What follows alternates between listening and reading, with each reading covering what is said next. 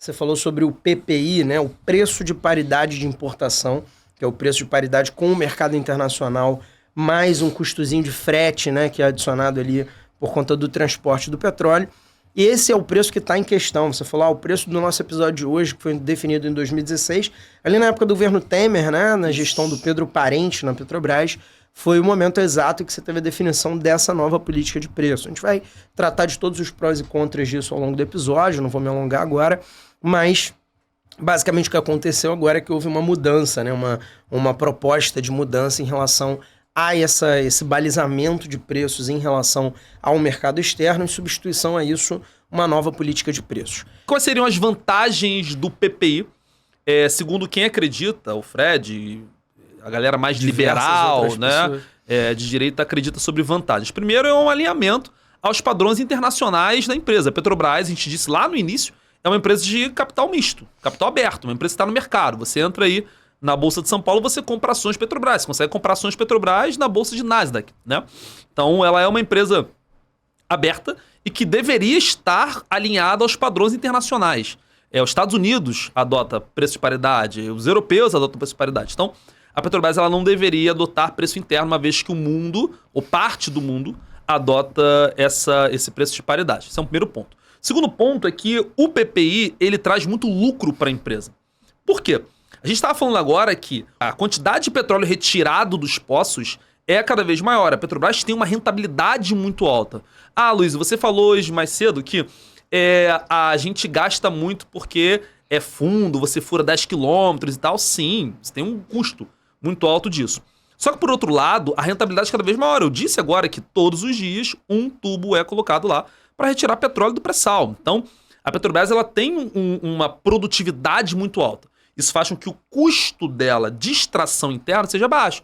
Por quê? É tecnologia brasileira, é mão de obra brasileira, as empresas subsidiárias estão no Brasil, a gente tem baixa importação de matérias-primas, é basicamente produzido aqui. Então o custo de produção, é importante prestar atenção nisso, o custo de produção no Brasil acaba sendo baixo. Abaixo da média internacional. Abaixo da média internacional. E a produção é extração mesmo. Um dado, por exemplo, de 2021, que foi o mais recente que eu achei, é que a Petrobras estava gastando em cada barril, considerando extração, refino, distribuição e o barril pronto para ser vendido. Tipo, né? De gasolina. A gasolina, tudo.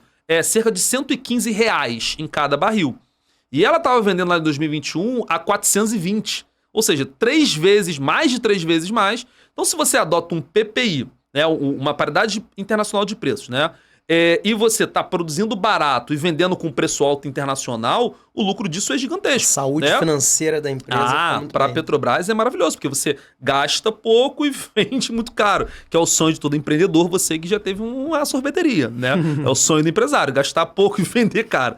Então, essa é uma vantagem grande do PPI. Explica, né? Voltando um pouco ao que a gente falou antes, os preços altos das ações da Petrobras antes, né? A gente falou lá, cara, na época da Dilma, que represou preços durante um ano inteiro, não teve nenhum reajuste, as ações da Petrobras chegaram a bater R$4, né? Sim. E a gente 2016, teve agora as ações batendo um pico de quase R$40 ao longo do último governo, né? Então a lucratividade dela, a entrega de dividendos, a gente falou, cresceu. A saúde financeira da empresa, não tem dúvidas que podendo cobrar mais caro pelo produto que ela vende, ela tá ganhando mais dinheiro. Além de atrair investidores, né? Você gera uma previsibilidade de investimento. O custo do petróleo vai ser X porque o mundo cobra X. Então você, como investidor, você sabe o quanto a sua ação vale. Se você não tem uma paridade de preços, quanto que vai valer a ação? Quanto que esse petróleo vai ser cobrado, né? Então, com o PPI, você tem uma atração de investimentos estrangeiros. Essa distribuição de dividendos que você estava falando aí de lucro fez que a Petrobras tivesse um aporte de capitais muito grande nos últimos anos. Olha a quantidade de, sei lá, talvez alguns de vocês que estão assistindo isso aí compraram ações da Petrobras recentemente, porque há uma previsibilidade de crescimento, o preço do petróleo subindo agora com a guerra da Ucrânia, com o frio lá do hemisfério norte, o inverno deles, e outras questões, fez com que o preço subisse e sobe aqui, né? Então a empresa ganha muito, atrai investidores e acaba tendo uma saúde financeira maior com o PPI. Há um outro fator interessante que não está ligado à ideia do preço, mas sim do etanol, porque com o preço alto, adotando o preço internacional, você valoriza também a produção de etanol. Então isso é bom para os produtores de cana, é bom para os usineiros, a galera que produz cana-de-açúcar, né?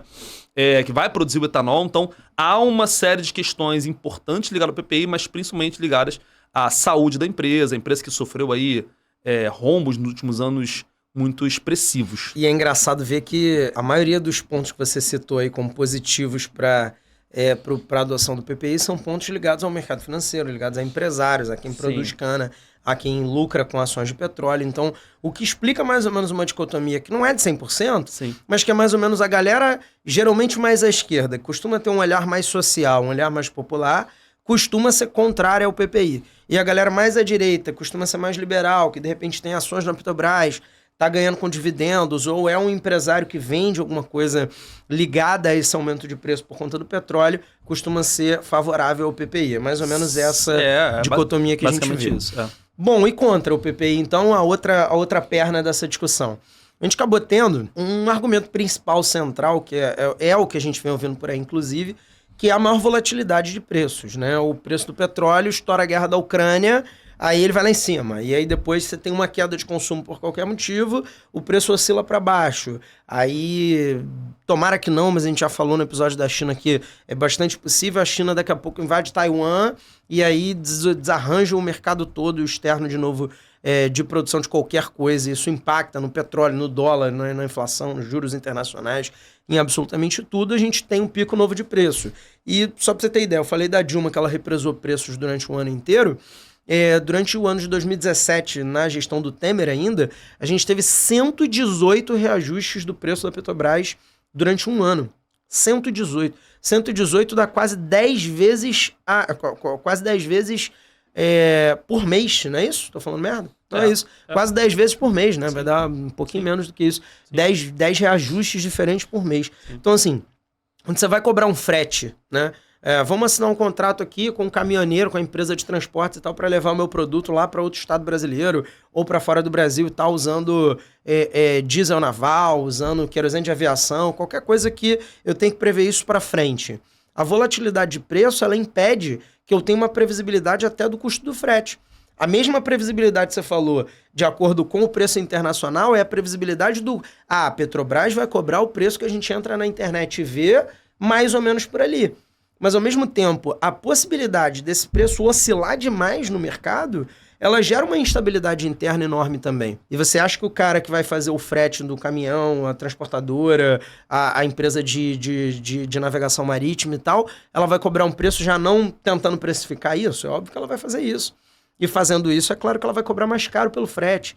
Isso acaba aumentando o custo de produção de absolutamente tudo no Brasil. E o preço do combustível é importante entender. As pessoas falam, eu não ando de carro, eu tô alheio a isso e tal, isso aqui, porque eu ando... Não, cara. O preço do frete é um dos principais contribuintes do IPCA, que é o Índice de Preços do Consumidor Amplo, que é o principal índice inflacionário brasileiro. Então, o preço de tudo fica mais caro se a gente tem uma matriz de transporte que depende do transporte rodoviário, e o transporte rodoviário até hoje depende muito do petróleo. Sim. Então, a oscilação de preços principal aí, eu acho que é o argumento mais fundamental contra o PPI, né? Inclusive, os custos de produção de tudo internamente, que é muito dependente ao petróleo, né? O custo de vida aumentando, o custo de vida impactando na capacidade de compra da população mais pobre. Eu acho que esse é o argumento que costuma ser fundamental. Eu acho que tem um fator importantíssimo aí também, que é a Petrobras é uma empresa estatal. E por ser uma empresa estatal, ela tem um compromisso social. Isso é fundamental, né? Para que existe uma empresa do Estado? Por que o Estado teria uma empresa? Se você olhar, por exemplo, para a origem da empresa, de qualquer uma, ela existe para fornecer um serviço qualitativo para a população. E aí o PPI, aí olhando para outra lógica, ele favoreceu a quem nos últimos anos? Quem ganhou muito com ele? Foi o cara que é o caminhoneiro lá, que está transportando soja lá do Mato Grosso até São Paulo para exportar isso aí? Quanto que esse cara está pagando no custo de frete dele com o preço de gasolina batendo R$8, como bateu em 2020, né, 2021? A Petrobras tem um compromisso social, assim como tem os Correios, assim como tem as empresas estatais. Esse é um argumento. Menos, né? É mais ou menos aquela discussão que a gente teve lá no início sobre... A Petrobras hoje, ela tem meio que, dá para dizer, o pior dos dois mundos. Sim. Nesse sentido, né? Porque ela é uma empresa que ela precisa entregar um resultado financeiro, que vai ter a crítica do lado da galera que está olhando ela como uma estatal promotora de política pública, né? Mas ela vai ter pressões de mercado, porque ela tem um capital majoritariamente privado, né? É importante dizer isso, tá? O Estado é o maior acionista da empresa, ele é o controlador da empresa. Mas no montante total de capital, não somente a maioria privada, como quase 50% do capital da empresa é estrangeiro.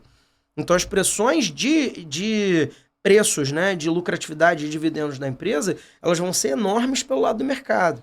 Mas, por um outro lado, a galera que quer que a Petrobras ela entregue tipo, o custo dela mais um lucro mínimo e tal, também não está entendendo essa questão dessa pressão, assim como a galera que está querendo o lucro máximo, ela não está entendendo que a Petrobras é uma promotora de política pública. Então é uma contradição, que ela acaba tendo uma gestão pública estatal, né, que é o que é criticado pela galera liberal, mas ela acaba tendo um atendimento a pressões de mercado, que é o que é criticado pela galera mais social, digamos assim, né? Então a empresa fica meio que assim, meio que pra onde que eu vou, pra onde que eu sigo.